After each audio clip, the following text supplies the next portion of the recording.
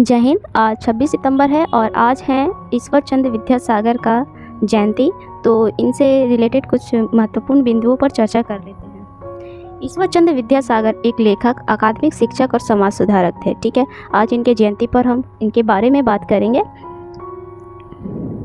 ईश्वर चंद्र विद्यासागर का जन्म 26 सितंबर 1820 को बंगाल के मेदिनीपुर जिले के वीर सिंह गांव में हुआ था। ठीक है, वे एक काफ़ी गरीब थे। उनके पिता का नाम ठाकुरदास बंदोपाध्याय था और उनकी माता का नाम भगवती देवी था। ईश्वर चंद्र विद्यासागर जो थे वह एक बंदोपाध्याय थे, वो विद्यासागर नहीं थे। इन्हें यह उपाधि बाद में मिली थी। उनका वास्तविक जो नाम था ईश्वर चंद्र बंदोपाध्याय था।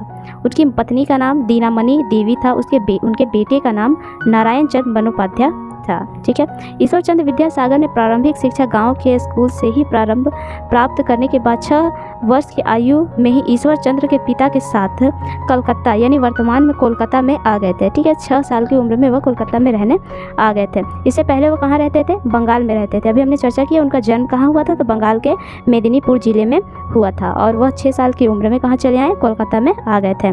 वह कोई भी चीज़ को बहुत जल्दी सीख जाते थे। इनकी यह कला थी, यानी यह एक बचपन में प्रतिभाशाली बच्चे रहे हैं जो किसी भी चीज़ को बहुत ही आसानी से और जल्दी ही सीख जाते थे।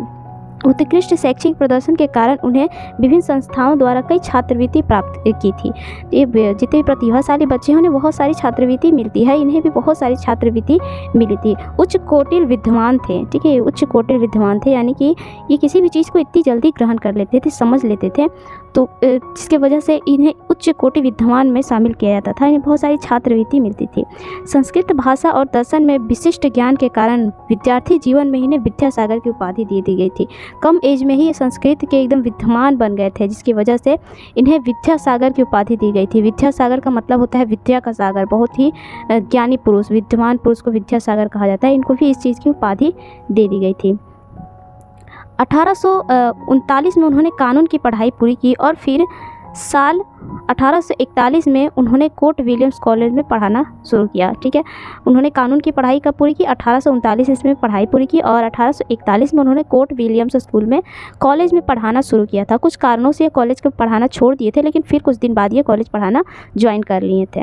ईश्वर चंद्र विद्यासागर की मृत्यु 70 साल की आयु में 29 जुलाई 1891 को कोलकाता में हो गई थी। ठीक है, तो ये थी ईश्वर चंद्र विद्यासागर के बारे में मैंने कुछ इम्पोर्टेंट पॉइंट्स मैंने लिए हैं वीडियो में। अगर आपको अच्छा लगे तो लाइक ज़रूर करें। मिलते हैं किसी नए वीडियो में नए टॉपिक के साथ। तब तक के लिए ख्याल रखें। बाय।